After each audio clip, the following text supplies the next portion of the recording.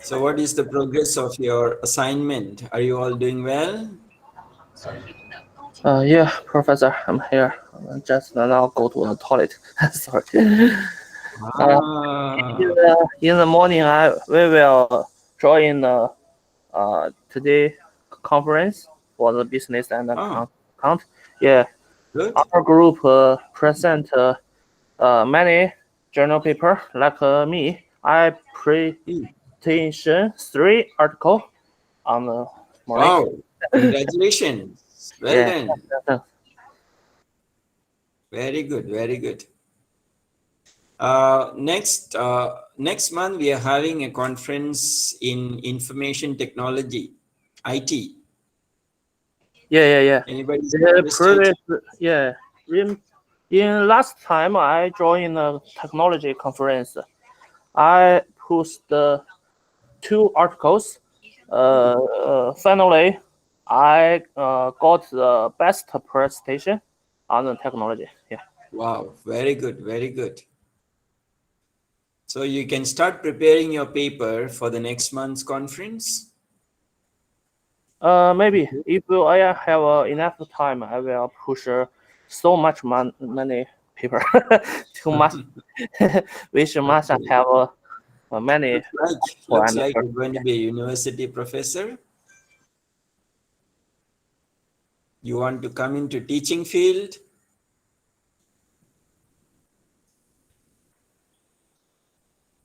Chujin. yeah, I'm here. So you want to join a university as a lecturer? Uh, yeah. If I maybe many years, many if I want to be a lecturer in the future, I will want to be a future in the university.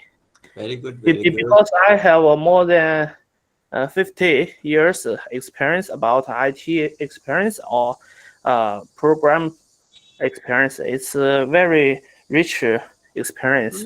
I Yes, think yes. it's very help some student improve its skills and technology and some Hmm, business aspect. Yeah. hmm. Very good, very good. That's very nice. Okay, good. So how is the assignment coming along? Are you all doing the assignment?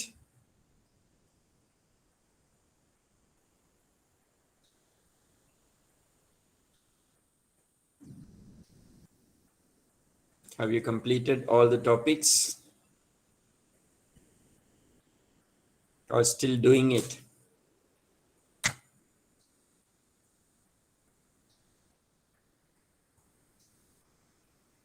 Okay, if you have, I know, maybe you have not done it or some are still doing it.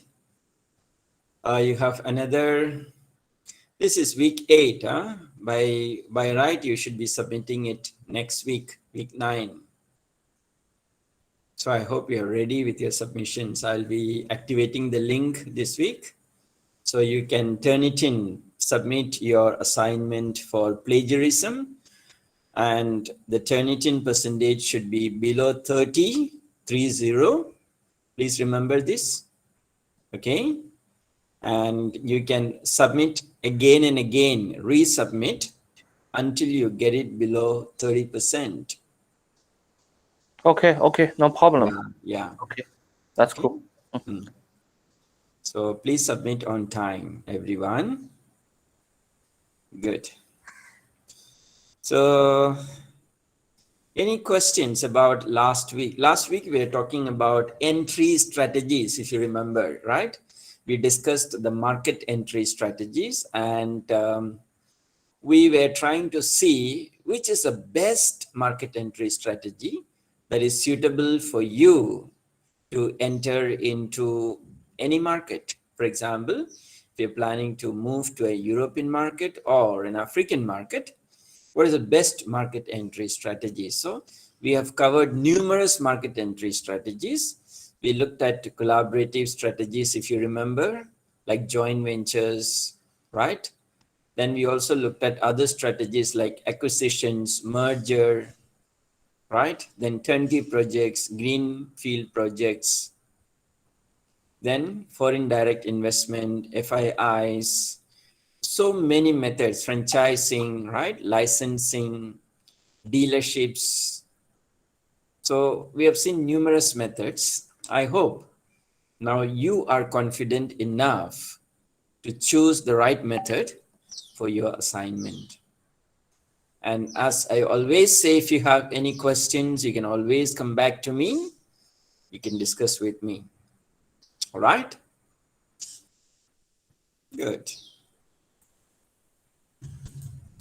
So today we have another interesting topic for discussion. It's called protectionism and economic sanctions. In the last, when 90s, early 90s, nobody talked about sanctions and protectionism as we're talking about it today in the last 10 years. From 2000 onwards, you have seen increasing number of cases of protectionism by government and also economic sanctions by global bodies or by individual countries. So as an international marketer, we need to understand how protectionism works, whether protectionism is good or bad for a country, what are the advantages and disadvantages of protectionism, and how economic sanctions work, what are the different types of economic sanctions, under what conditions sanctions can be imposed on a country, and so on. So very interesting topic. If you read newspapers, if you watch television, news channels, business news, you find hundreds of examples of protectionism and sanctions. So today, I wish to take you through these two concepts, because as an international marketer, you definitely need to understand how protectionism plays an important role. Okay, so the learning outcomes for today, we try to understand the concept of protectionism and sanctions. We will discuss different types of protectionism. We will look at economic sanctions by US. You will look at economic sanctions by the United Nations. Okay, so quite interesting. But before that, we should also look at this particular link. I'll share with you the link here in your chat box.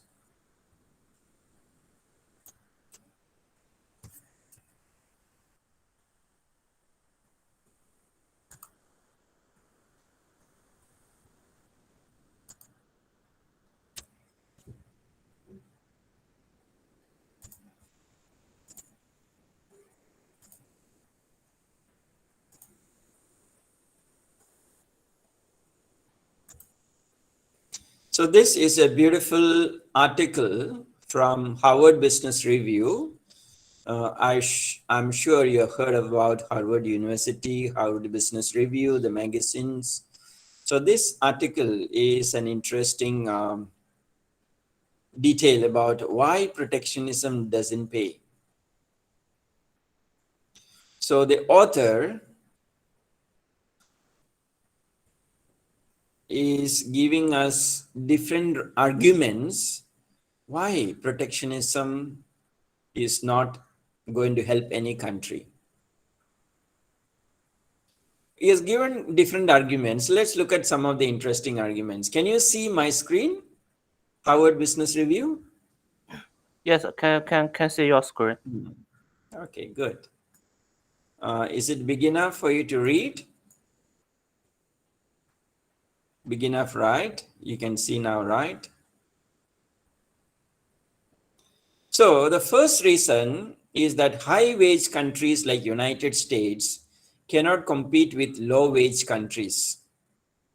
If workers paid $12 an hour in America and less than 12 in Korea, and both countries have access to world markets for capital and technology, Korean companies can always underprice US companies.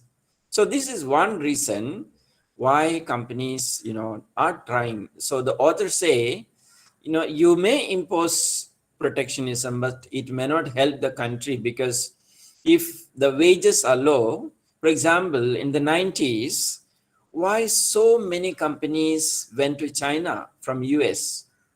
This is exactly the reason we are discussing. China, the wages were low, right? The cost of operations were very low. So that's why so many countries were, so many companies were attracted to China.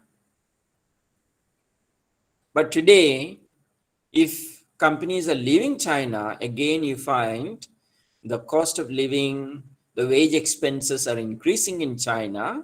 So companies are looking for alternatives like Philippines, maybe Indonesia, maybe Thailand, maybe Vietnam, and so on.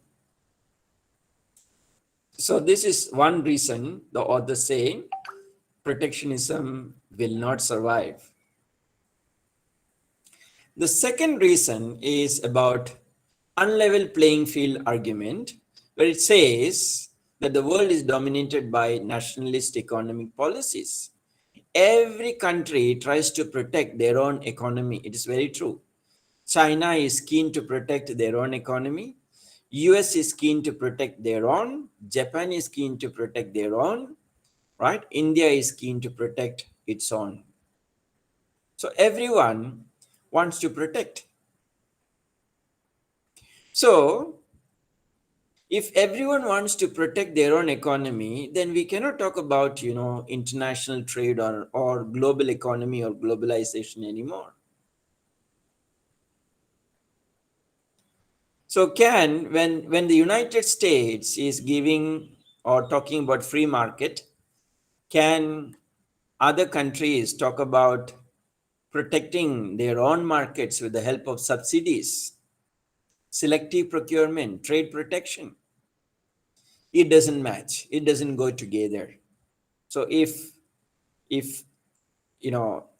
freedom is there, it must be applicable to all countries. It cannot be that one country is protecting their economy, another country is giving free trade. So who will be the loser? The loser will be the country which is giving you free trade. So this has been an argument by the US all the time.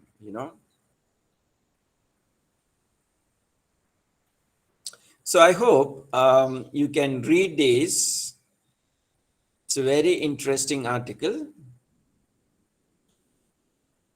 Okay, now if you see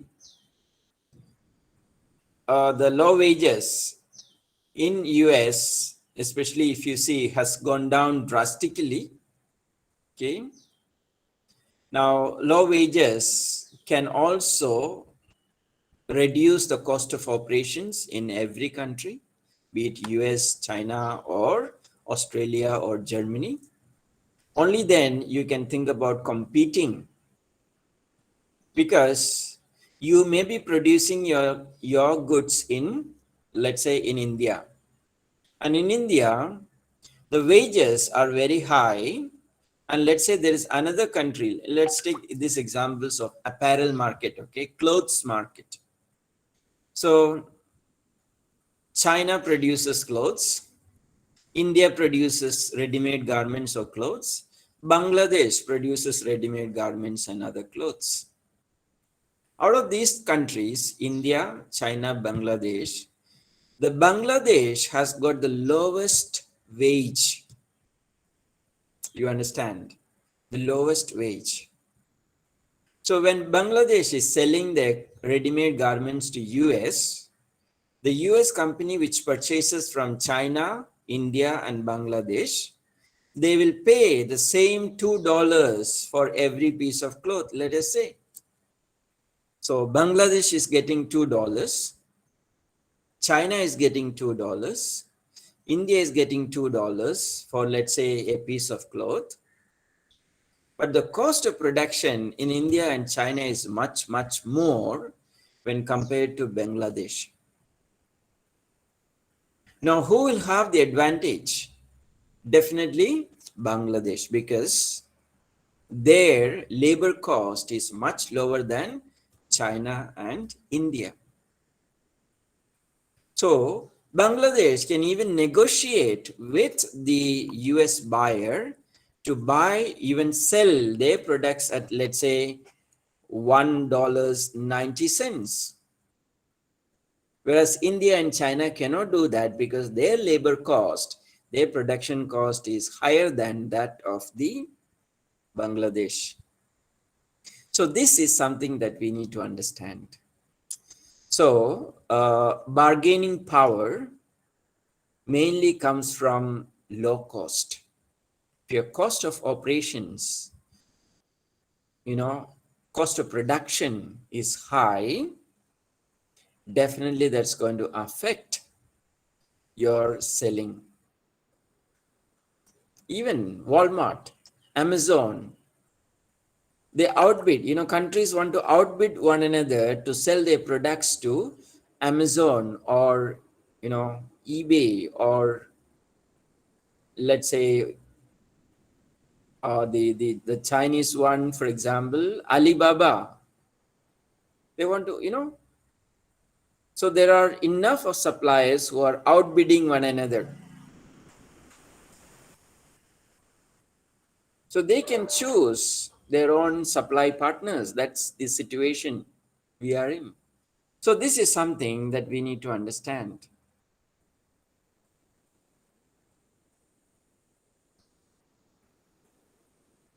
Another argument is that, the trade balance, I'm talking in terms of import and export. You look at the US imports are much, much higher than their exports. So there is something called a trade deficit, where deficit is where your import is much higher than your export.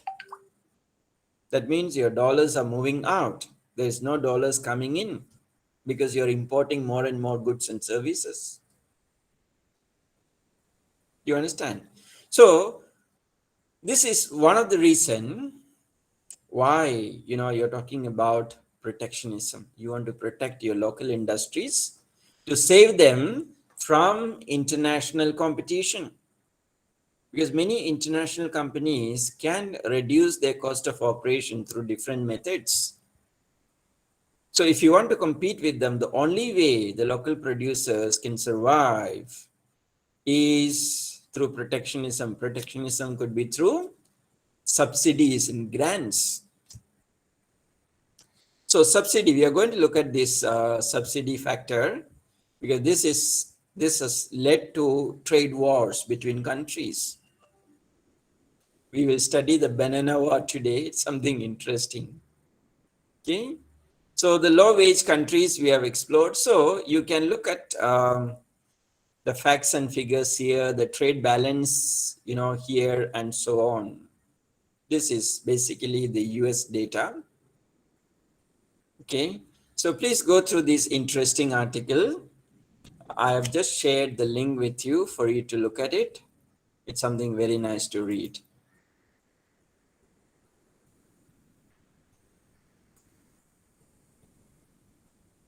So coming back, now we have understood some economists say that protectionism does not hold good. Some economists argue for protectionism, some argue against protectionism. So we're going to look at all these, but first let us look at what is the logic behind protectionism. So the basic argument is that countries use protectionism to shield a country's market from intrusion by foreign competition and imports. Mainly, You want to protect foreign companies dumping their products. We are using the word dumping, dumping and anti-dumping. We are going to look at it later. So we want to protect a market against dumping from foreign companies because they can just dump their products at a very low price, maybe supported by their own government, and that can kill the local market or local production. So what are the arguments for protectionism? So those who use this as a strategy, they say, yes, number one, it will maintain employment, reduce unemployment. With the help of protectionism, you can give some kind of support to local businesses, which will in turn reduce unemployment locally. Sounds a good argument, I would say. Then with the help of protectionism, you can also increase the business size. You can start selling more and more. You can spread your wings to more countries, more regions, more markets, thereby increasing your market share, market size, and so on. Then this is also about retaliation and bargaining. If your neighbor is using protectionism as a strategy, why don't you use it? So if China is using protectionism, then Australia also uses protectionism against China. So it's a tit for tat situation. It's a tool of bargaining, basically, right? You want to protect, let's say, the iron ore industry in China, then Australia says we want to protect the wine industry in Australia. Looks very fair because they want to protect their own home market using retaliation. So protecting home market is nothing but you want to build a fort, build the Great China Wall, around the market so that foreign companies cannot come in and start selling their products, which will affect local producers. The fifth argument they say is we need to keep the money at home. If foreign companies come and sell their products, the money goes out. For example, if Pepsi and Coke comes and sells their product in Malaysia, then the money is going back to the US. It's not staying in Malaysia. So why should I send my hard-earned money to US? So if I use protectionism, then the money can stay within the country. That will boost the local demand. Encourage capital accumulation. That's another reason. Maintenance of the standard of living and real wages. So the argument says that if more and more people buy local products, local services, the standard of living is going to increase by supporting local industries. It also says you can conserve, natural resources, protection of infant. Infant means, a new industry, just started industry. For example, you are starting an IT company and that company is very new. So this IT company cannot compete with the global giants in IT field. So the government should support this particular industry with the help of protectionism. That's argument. Another one is industrialization of low-wage nations, especially the bottom of the pyramid countries. They need to be industrialized. They cannot, support themselves with the help of agriculture alone. It's not enough. So if you want to industrialize, that needs government support, that needs protectionism. And also it defends the national interest. So you see, those arguing for protectionism have got enough of reasons why protectionism must be there, why a country should use this as a state policy in order to defend its own market. So the arguments looks quite fair, quite okay, right? There's nothing wrong in it because every country wants to defend its own people, its own economy, its own market, its own borders. There is nothing wrong in it. So we are going to look at 6 types of non-tariff barriers. Now, please understand the difference between tariff barrier and non-tariff barrier. Tariff means where money is involved. Okay, tariff barriers are barriers where you need to pay some kind of money in terms of maybe customs duty, license duty, import duty, and so on. That is monetary or tariff barrier.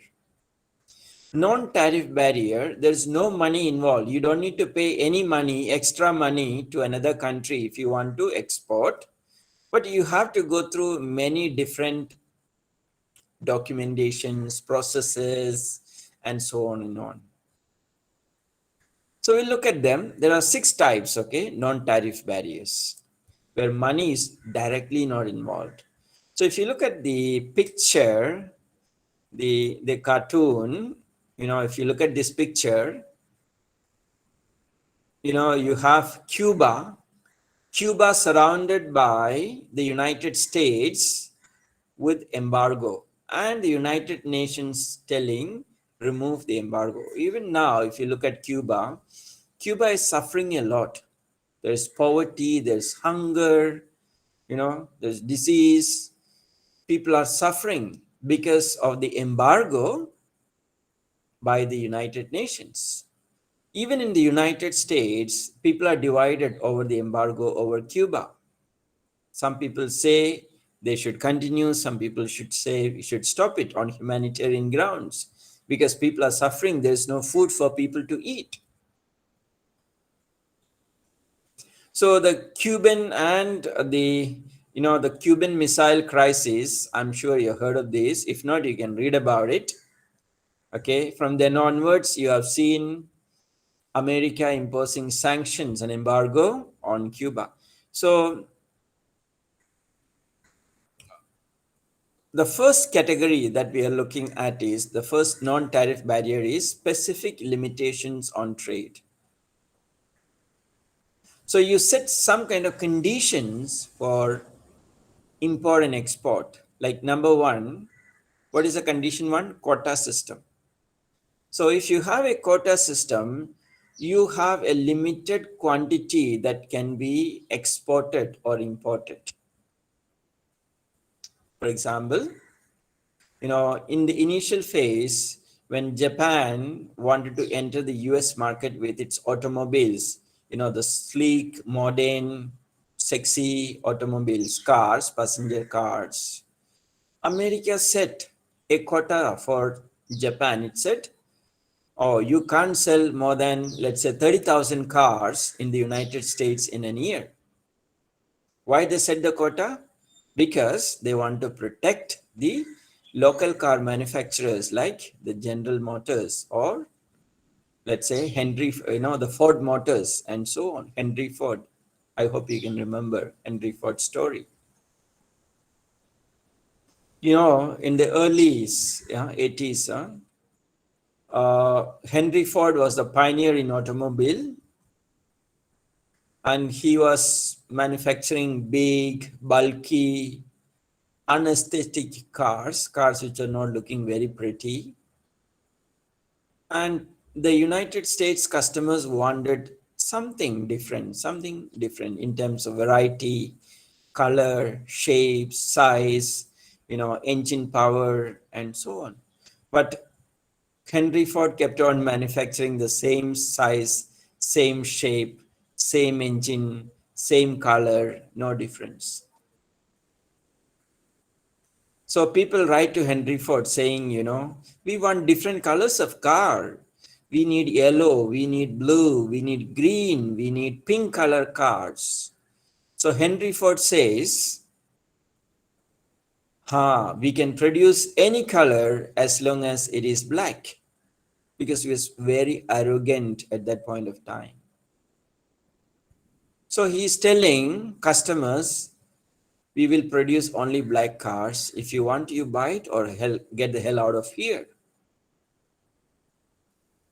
Do you understand? That's a time the Japanese car manufacturers entered the US market. the Japanese car manufacturers came out with cars which are very sleek with feminine attributes, sleek, modern, sexy, colorful. They came out with this kind of colorful cars. So the whole American market moved towards Japanese or Korean car market. And the rest is history. Today, Ford Motors is a struggling automobile manufacturer. Same with General Motors, GM. So you see, many countries introduce quota system. India introduced quota system for sugar or importing rubber.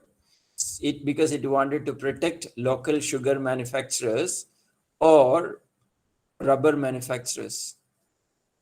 Even India had a shortfall of coal, so it was importing coal from other countries. It introduced the quota system.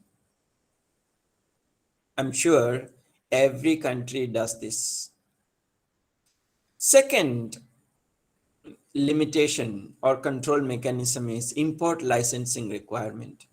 So you make the import licensing requirement very tough. For example, China, let's say one company from China wants to import Australian wines, but the Chinese government wants to discourage Australian wines coming into China. So what do?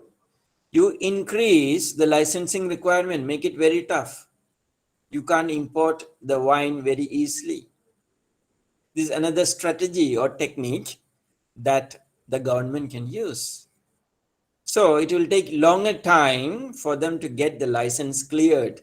Instead of getting the license, let's say in 30 days, now they might need to run around 90 days. And each time they import the wine, the paperwork, the requirements are increasing. The reason? The government does not want to support the import of wine from Australia to China.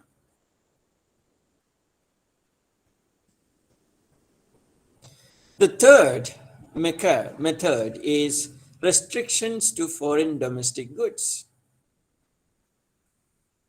For example, if you are, let's say, manufacturing a car in US, the government can say that the car which is manufactured, let's say Japanese car manufactured in US, must have 80% locally manufactured components. Only 20% components can be imported from, let's say, Japan, which means 80% of the components must be produced in US. What does it mean? Again, it says more employment opportunities within the US. That means the dollars are not going out. When you're importing, dollars are going out.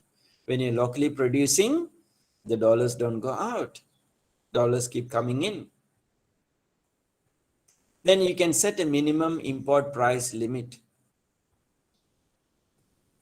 The Malaysian government, I'm sure I shared with you guys this particular example. There are two local car manufacturers in Malaysia as of today, Proton and Perodua. Both are national cars. Proton's market share is taken over by Geely.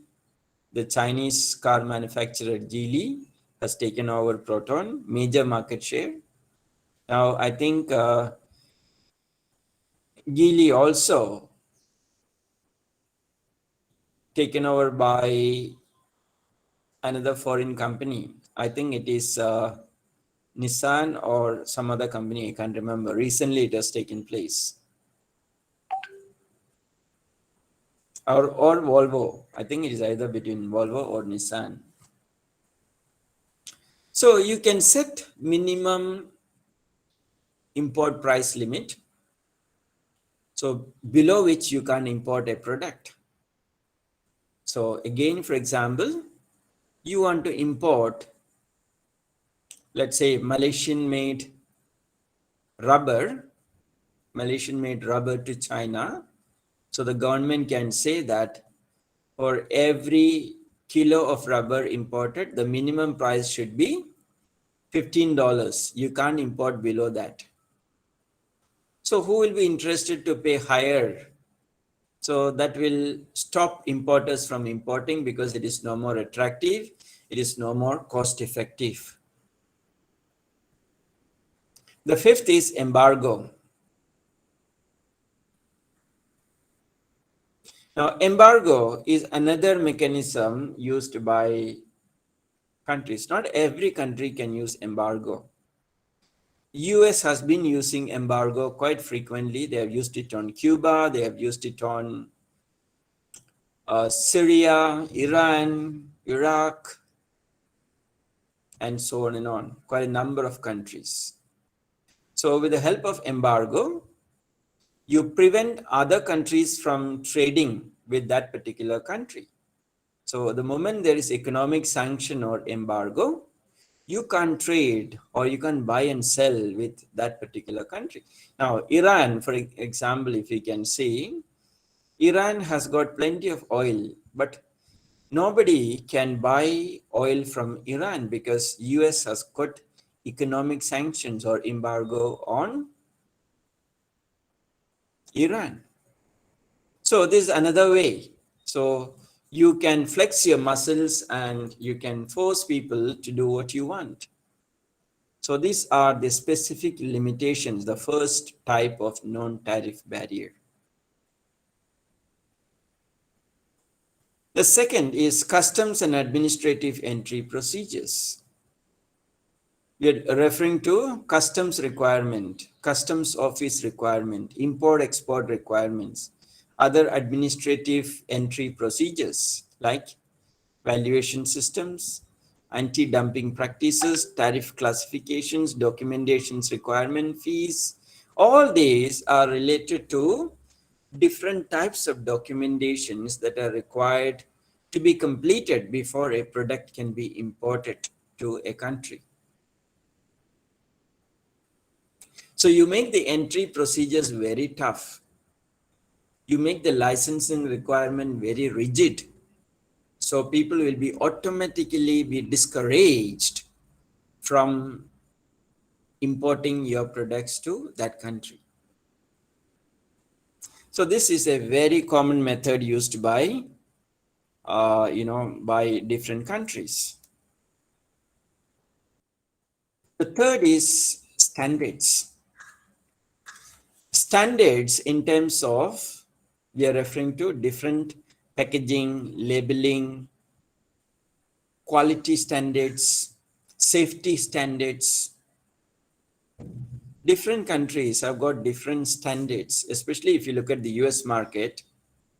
If you want to sell an automobile in US, it has to meet all the safety standards set by the United States. That is mandatory in terms of the braking system, in terms of safety features like number of seat belts, number of airbags, suspension system, early warning alarms. There are different mechanisms that are. So with all these features, what happens? The cost of product will go up, shoot up substantially.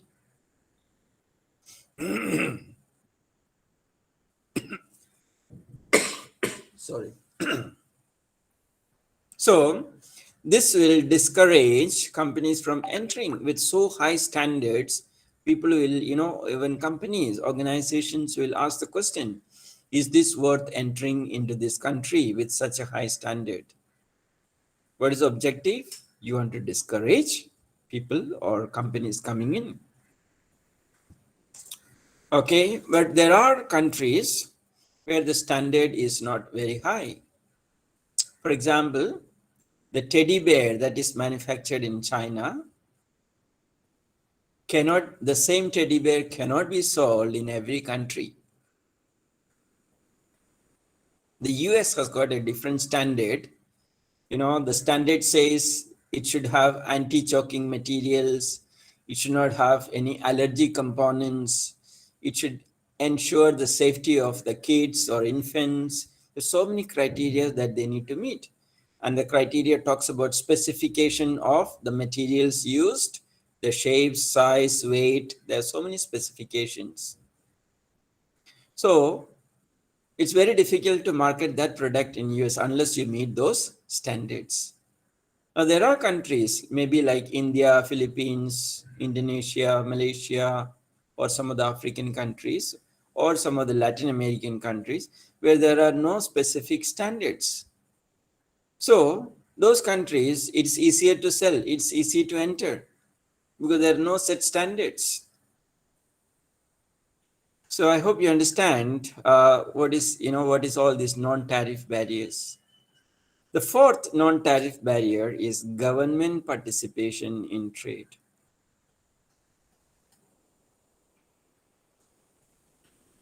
The government says, yeah, certain things we will purchase. Like, for example, you want to buy iron ore, you want to buy coal, you want to buy, let's say, uranium. The government says only government can purchase, no private party can purchase. Why? Because government wants to have a control over how much quantity of these products are coming into a country. That is government participation. Or government can give export subsidies.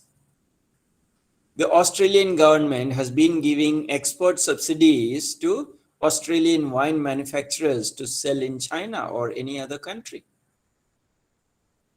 The US has been giving agricultural subsidies to most of its farm products to be exported to other countries. Malaysian government gives subsidy for its rubber products to be sold to China or India or in other countries.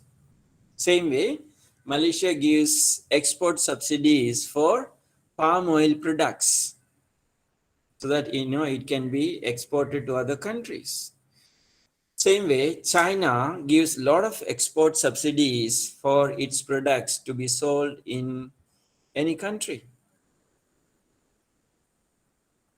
So export subsidies are quite common as a tool used by countries to encourage export.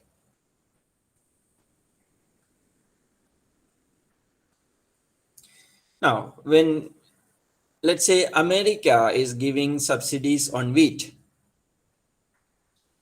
India can charge a countervailing duty on wheat to offset the subsidy. For example, the market price for wheat is $1 per kilo. American government is giving a 50 cents discount or subsidy. That means the farmers are getting 50 cents for every kilo of wheat that they're exporting. So they're getting 150. So Indian government or Chinese government, when they buy this wheat from US, they can increase the customs duty to maybe instead of 0.5 cents, they can increase it to $1. So automatically, the effect of export is neutralized or nullified by this method. So this is another mechanism used by governments when they have too much of subsidies coming in. Then they also have, domestic assistance programs, like you support an industry. Like during COVID, if you see, most of the governments are giving subsidies or grants or loan waivers or deferred payment schemes to businesses. It's happening. The same is also given to export oriented units. Many countries, they say, okay, we don't need to we don't need to give you, let's say, income tax. You don't pay the income tax. You don't need to file income tax for the next 5 years. Or you don't need to pay for water and electricity, right? or we will give you the infrastructure, the land, the building free for you. You come, just operate. Everything is free for you. So a lot of countries are doing that. Countries like China, some states in India, maybe Thailand, or some countries in Africa, they're all doing this kind of attracting foreign investment with the help of these things.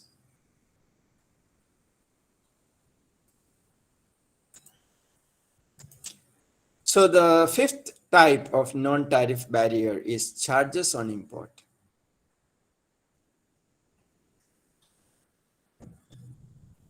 Number one is prior import deposit subsidies.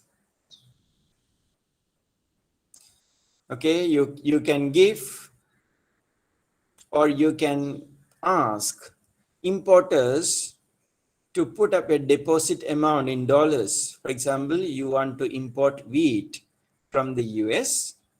So the government asks you to deposit, let's say 50,000 USD as a guarantee. Now, if you don't want to deposit 50,000, then automatically you will not enter into this contract. It's a kind of discouragement. You can charge high administrative fees. That's another mechanism. Administrative fees include processing fees, documentation fees, licensing fees, different types of fees can be charged. Or you can have supplementary duties, duties on duty, above duty, tariffs, 10% surcharge, 5% education fees, or 2% flood mitigation fees, or 3% hunger mitigation fees. There can be different kinds of supplementary fees charged by a government. Or you can give an import credit discrimination. That's another method where the government gives import credit to its own local place, and this facility is not there if you're a foreign company. Or you can go in for a variable levy. Variable means different fee structure. For a domestic firm, the fee structure is different. A foreign company, the fee structure is different. It's possible. So, or even you can charge a border tax. Every time the product crosses the border, whether it is land, sea, or air, then you have to pay that border tax. So you see,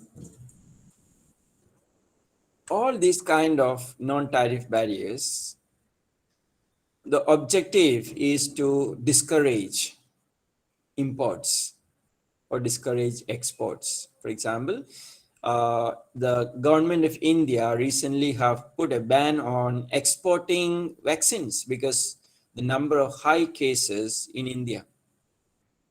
They don't want vaccines to be exported.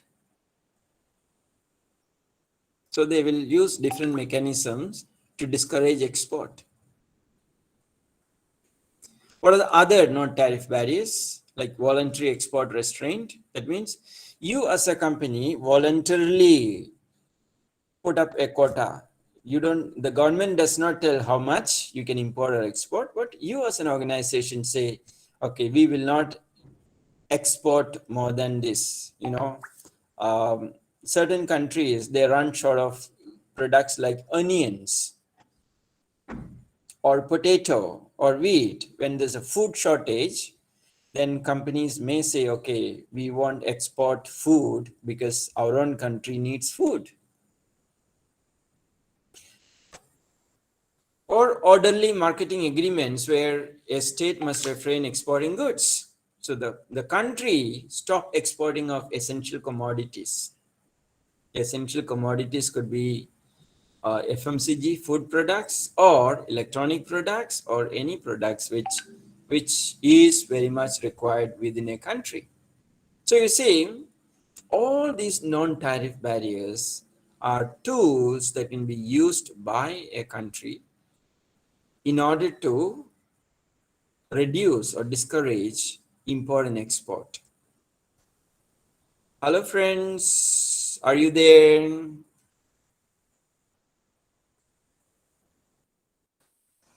Yes, yes. Yeah, we are So we listening. looked at quite a number of non-tariff barriers. We looked at specific limitations. We looked at customs and administrative entry procedures. And the third one, we looked at standards. Fourth, we looked at government participation in trade. Fifth one was charges on import. And the last and final, we looked at the other mechanisms available. So all these are non-tariff barrier where there is no direct exchange of money immediate. Now we look at the barrier, monetary barriers. Monetary barriers are where money is directly involved. For example, blocked currency. Like for example, Iran. Iran also has got a blocked currency. That means you cannot exchange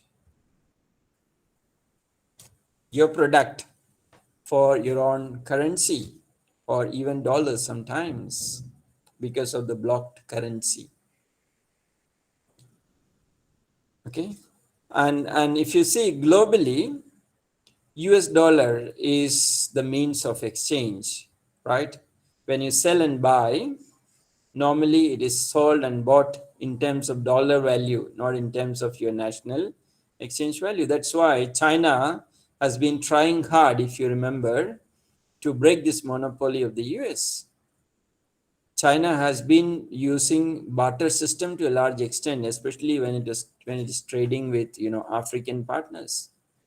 So China will sell something to, let's say, Nigeria or South Africa. In return, they'll buy goods from that particular country. It could be a raw material or finished goods. The barter system we are referring to, goods for goods method. The second is differential exchange rate. So this is where if government wants to encourage the import of something, you reduce the reduce the customs duty. If you want to discourage the import of something, you increase the customs duty. This is again very common method used by almost every country. The next and last is government approval, where for every time you want to import something, you have to take the government's approval.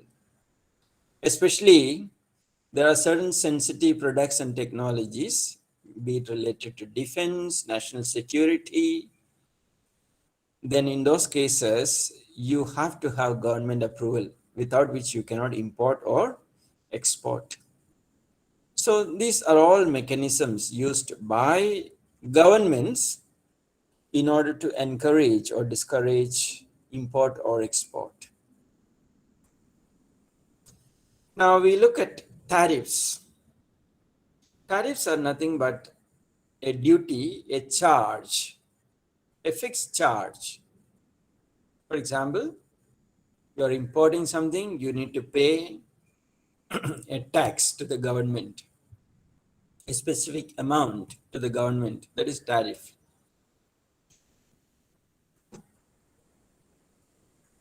The oldest form of protection, tariffs, it has been used since many years. We call it as import duty, customs duty, and so on and on. So you levy means charge, the tariff. There are two tariffs. It can be a specific or ad valorem. Specific means fixed charge per unit. Every time you import export, a specific amount is paid as tariff. Ad valorem charge is a proportion of the goods value. Here, based on the goods value sold, the amount is charged.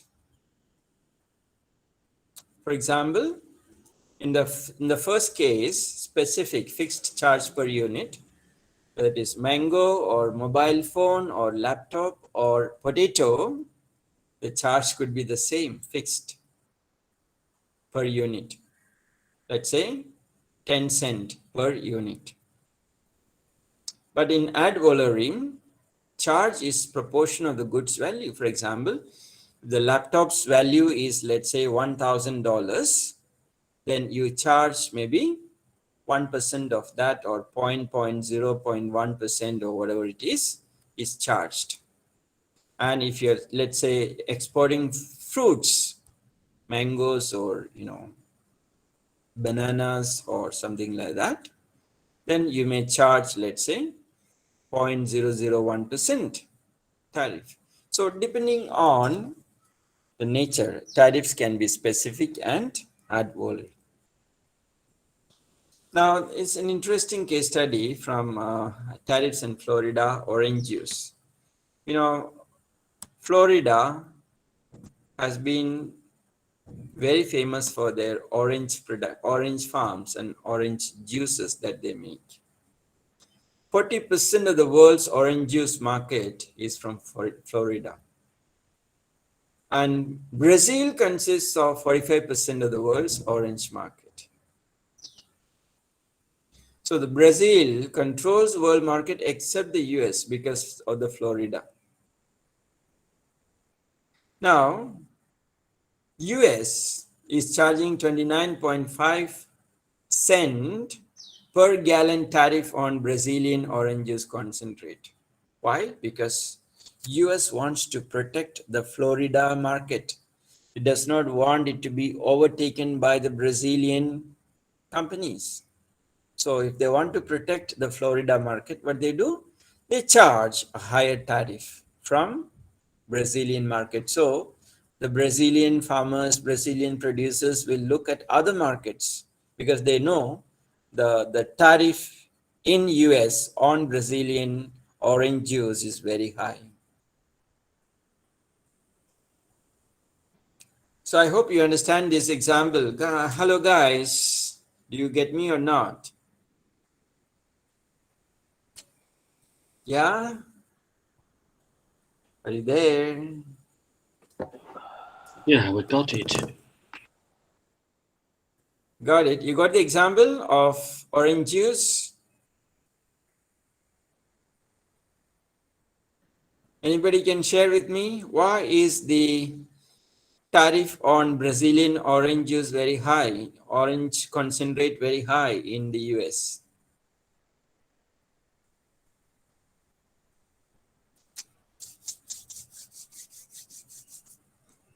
Any news? I mean, any answer?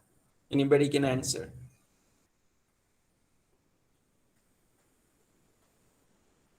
The answer is very simple, because the US government wants to protect the Floridian or the Florida market or Florida orange juice market. Very simple answer. Because the Brazil orange can impact the American market. So the Yes, tax, absolutely right. yeah, is very high. Yes, very good answer. Thank you. So absolutely right. Yes, if the cheap imports come from Brazil, it will greatly affect the Brazilian or the Florida farmers. If the Florida farmers may not have the subsidy as enjoyed by the Brazil. Now remember, in Florida, the labor cost is much higher when compared to Brazil, where the labor cost is cheaper. So Brazil can sell the orange concentrate at a very low price when compared to Florida.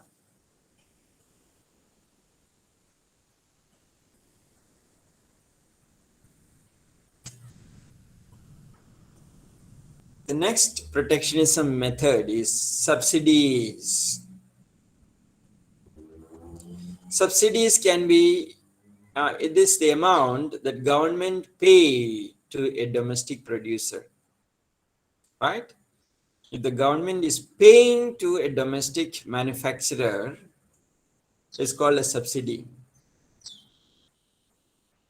subsidies can be in different forms. It can be in the form of tax breaks. Tax breaks are no tax or tax holiday, we can call it. This tax break can be for 5 years, 10 years, 1 year, 6 months, depending on the situation. Or the government can give a very low interest loan to the manufacturer. A nominal interest can be charged.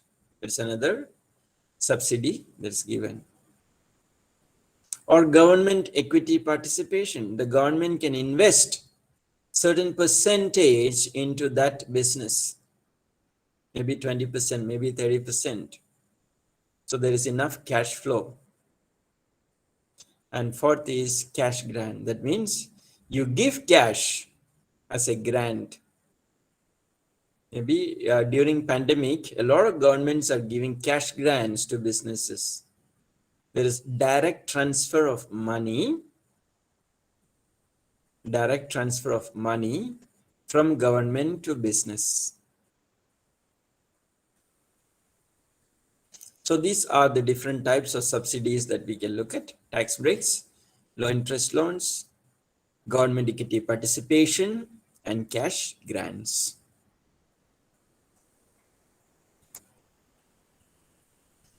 Another form is agricultural subsidies. This is the most common protectionism method because the government of a country wants to protect their farmers. Farmers are the backbone of every economy, especially countries like China and India. Farmers play a dominant role, an important role. So you give subsidies to farmers.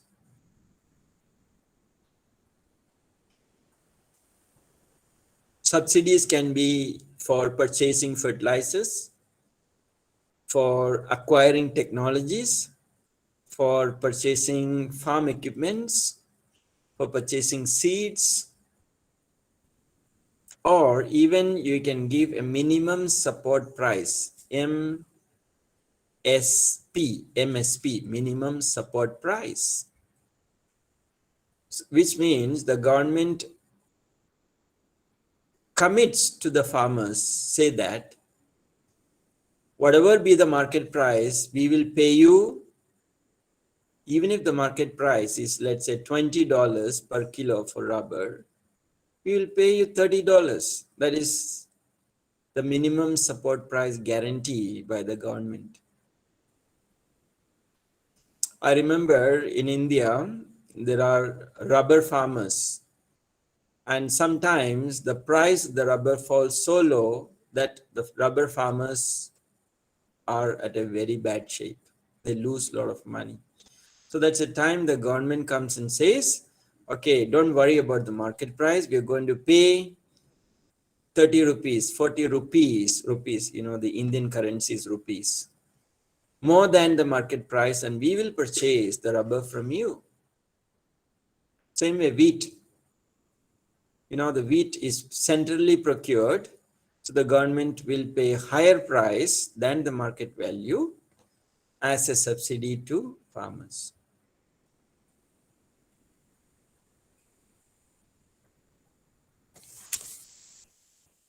So we are going to look at this case study on banana wars. Let me share.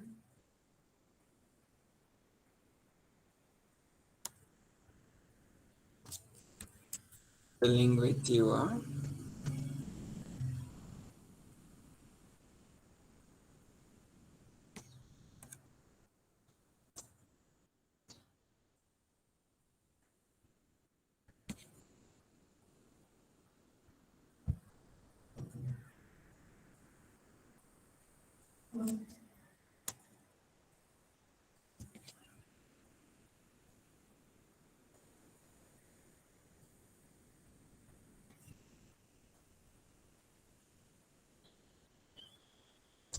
So again, it's a Harvard Business Review article, Banana War.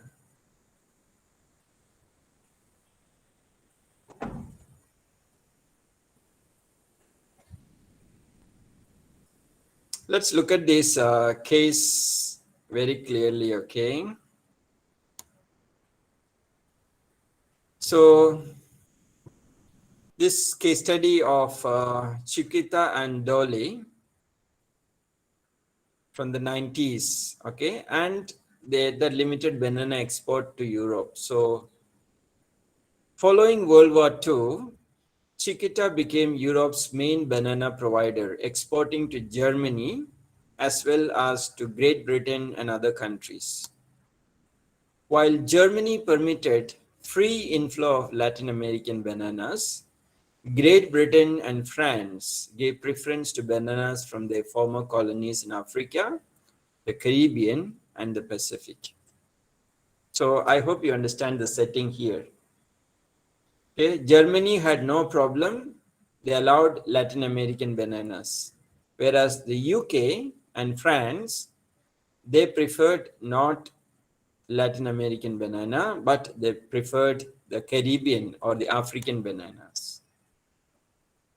So Chiquita provided bananas from both the places, but in 1986, confident of its dominance in the European banana market, the company sold its British subsidiary Pfeifel, its main marketer of bananas.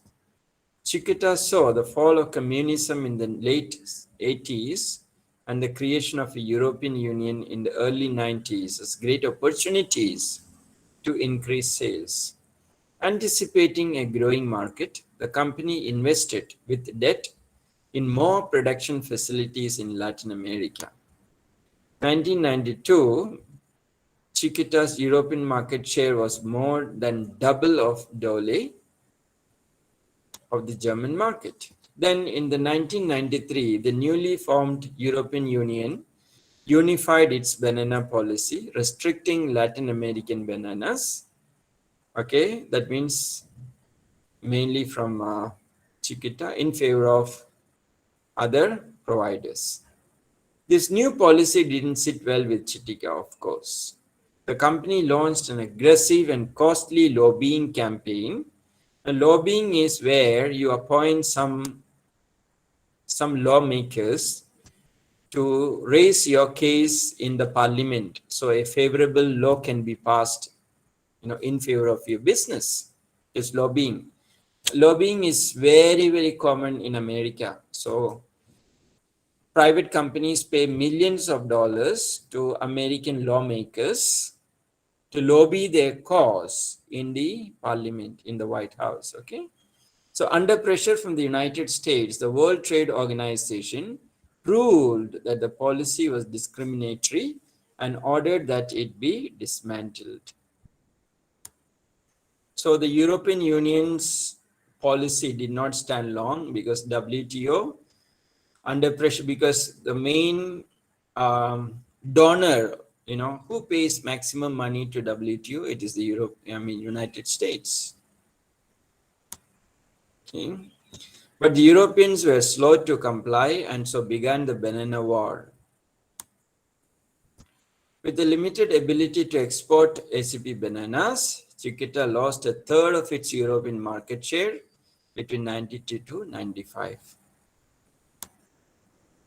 Dole, meanwhile, quietly executed an end run around the policy by capitalizing on its existing ACP relationships and increasing its instruments in ACP production facilities.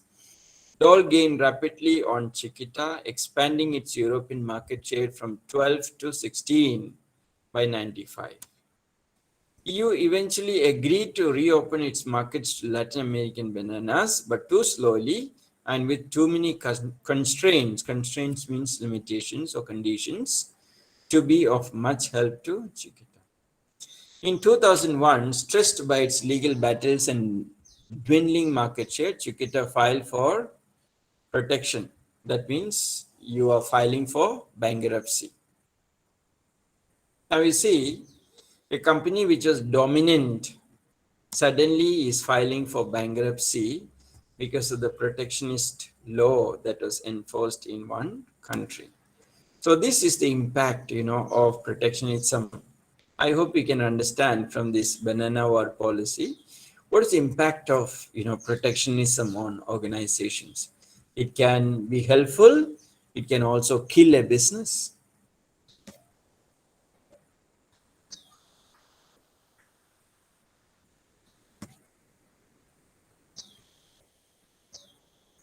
Right. So this was the banana war that we are talking about. Any questions?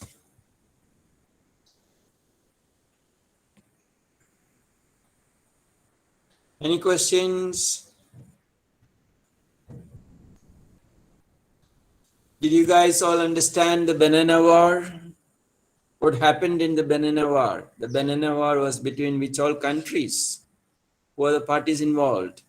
What's the issue that they're facing?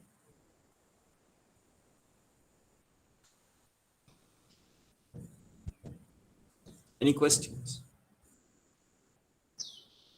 Okay, if no questions, just give me 2 minutes break. I'll be joining.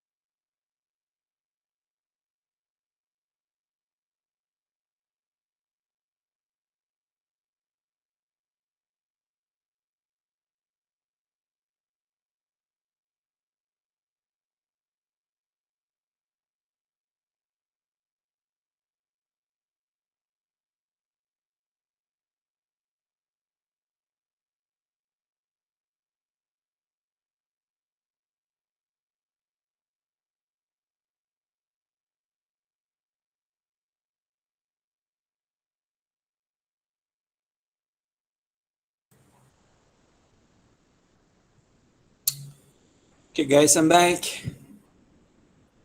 Any questions so far?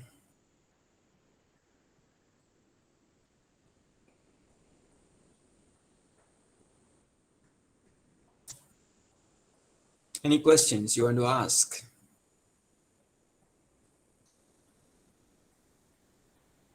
Hello?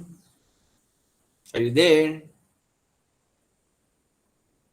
Yeah, Yeah, good. Thank you, Mia. At least you say yes. Others, are you all sleeping?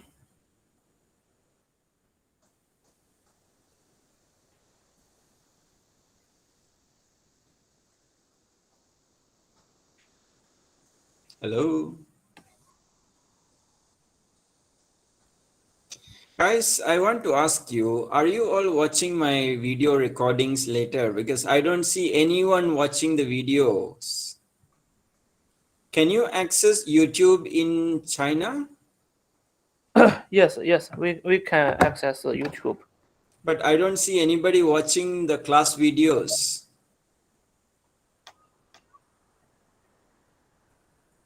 The views are 0. Nobody has seen the videos, which means those attending, those not attending, they're not watching the videos later. Huh?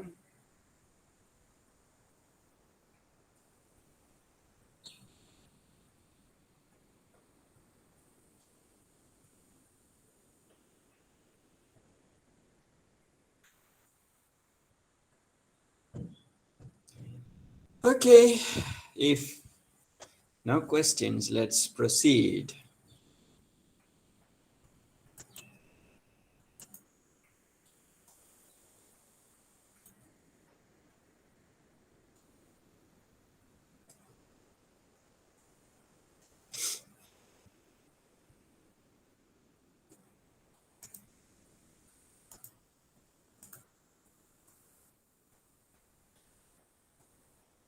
So that was the Banana War. Huh?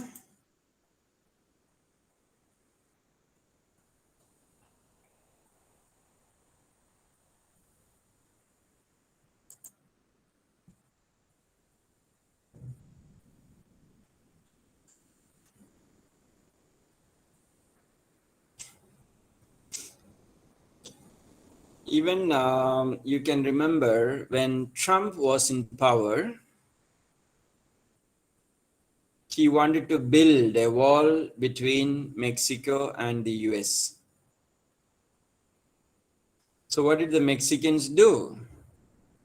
They stopped buying, there was a kind of war, they stopped importing a lot of products from US, like meat, chicken, fruits, processed goods, and so on. So that's why you don't see no one is talking about the wall between Mexico and the US nowadays, because that's affecting the business.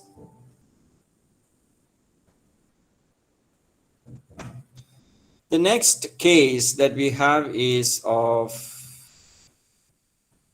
the European Union's sugar subsidy. The World Trade Organization panel has ruled that the European Union is illegally dumping millions of tons of subsidized sugar on world markets. So, WTO ruled that European Union is dumping sugar. When you say dumping, means European Union is subsidizing the sugar price to farmers to sell it at a very low price. Let's say the global sugar price is, let's say, $1 per kilo. The European Union farmers can sell the sugar for 50 cents per kilo, because the other 50 cents is given by the government as a subsidy. So this way they can compete with anyone from the world, okay? So the panel found that the European Union exported around 2.7 million tons of non-quota sugar, contravening to world trade rules. So this was a major issue that European Union faced, their sugar subsidy, because they wanted to protect the farmers from the European Union. Therefore, they give a lot of subsidies to farmers, and they dumped sugar into countries maybe like India or Brazil, or most of the African countries, or and so on. This is what they did. Obviously, they were protecting their own farmers' interest. But when sugar is dumped at a very low price in another country, what happens to the farmers there? Their sugar is more expensive than the imported sugar. So people will buy cheap sugar, not the expensive sugar. And that will affect the local farmers in turn.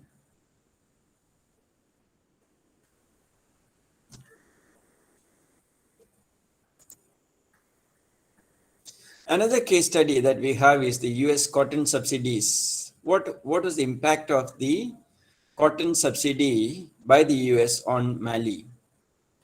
Let's look at this case. It's an interesting case study to understand.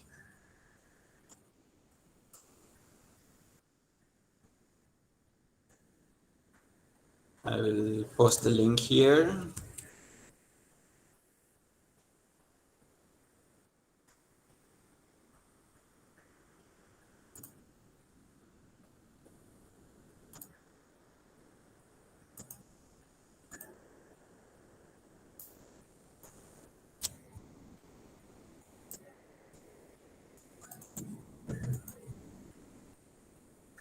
So let's look at this. This is actually an article from the BBC, 2003 case study. I just wanted to show you how it works, okay? So the African cotton producers are joining Brazil in their official complaint to the World Trade Organization about subsidies paid to their counterparts in the United States and Europe. So European Union and the United States, They're giving subsidies to their own farmers. So these farmers can sell the cotton at a very low price when compared to Mali or Brazil. So in the US, for example, some 25,000 cotton producers receive almost 4 billion a year in subsidies. So you can imagine the quantum of subsidy given to cotton farmers in the US, 4 billion USD for 24,000 cotton producers. According to the World Bank, this has had a substantial influence on the world price for cotton, which has been hovering at all times low in the past 2 years. At least 10 million small-scale cotton growers in the West and Central Africa are suffering dramatically from the plummeting prices. Plummeting means decreasing prices. In a good year, in the village of Conchigulia, southern Mali, small-scale farmers can earn about up to $1,000 a year by growing cotton. So small-scale farmers can, at the most, can earn how much? $1,000 in a year. This was about 3 times the average annual income in this impoverished country in West Africa. So that's a good amount actually, $1,000, where the normal earning is maybe around 300 or $350 a year. But what happened in 2013? Restaurant owner Alima Khan says the cotton crisis is slicing into the bone of the already skeletal local economy. She says people rarely come to eat at their establishment anymore as they have no money. Hunger is everywhere and the next harvest is several months away. So Chekon, who has been growing cotton for 3 decades, says she has never suffered like this before. He says this year he lost. He did not get back the money he put into his 9 hectares of cotton, the seed, pesticide, fertilizer, that is not counting the backbreaking months of sweat and toil he and his family put into the fields. They work entirely by hand. Now, he's an African farmer basically. Everything is linked to cotton here. We pay for everything with money that grows on the cotton vine, our clothing, building, our homes, everything. The problem is the world price. We Malian cotton growers have no subsidy, but the developed countries, the United States, subsidize their cotton producers. So when the cotton prices fall, they have no problem. More than 3 million Malians, a third of its population, depend on cotton. The British charity Oxfam says the rock bottom cotton price can be blamed directly on enormous subsidies paid to US cotton farmers, while African farmers have lost $300 million. For the 25,000 cotton farmers in America, each of them has benefited $230 per acre. In Mali in 2001, they got from US aid 37.7 million and they lost 43 million because of American subsidies on cotton. So you see, this is an interesting case study, not a recent case, but this case actually highlights how subsidies are, creating a problem for poor countries. So if one country is giving subsidy, that's having a direct impact on another country's economy. You understand how subsidies are negatively impacting businesses, especially third world countries or the bottom of the pyramid markets. I hope, how's this case study? Did you guys understand the seriousness of the matter about subsidies?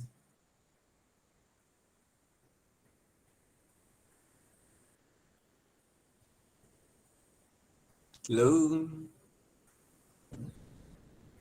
Hi.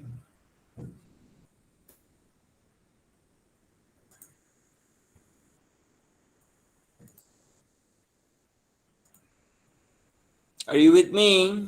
Did you understand the case study?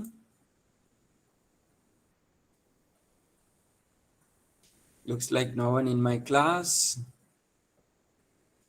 So after subsidy, we also look at import quotas and voluntary export restraints. This is another mechanism that is used by companies or countries, like import quota, which means you limit the quantity of goods that can be imported into a country. Limit. So you set a number. Okay. Then we also have the words. Quota on trade imposed by the exporting country at the request of the importing country's government. In this case, there are two scenarios, okay? One, the importing country sets a quota. Second, the importing country can request the exporting country to set a quota on friendlier terms. Like US and Japan, they had this. Okay. But obviously, this quota system can hurt consumers because it can raise domestic prices because imported goods prices can go up. But it will help producers at the end of the day. So if you want to help producers, quota system is very good, but ultimately it will push up the price of consumers. So they have to shell out more money from their pocket. So voluntary export restraint, if you see, there are two differences. Import quota, the government set the limit for another country. In voluntary export restraint, the government requests another country's government to limit the quantity. Two ways, okay? So VER stands for voluntary export restraint.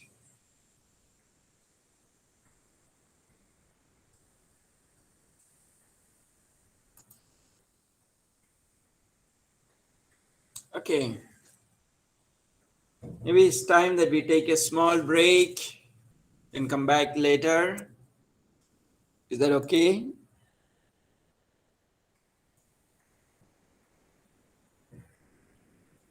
Okay. Okay, so we come back by around 3:50. Okay, no problem.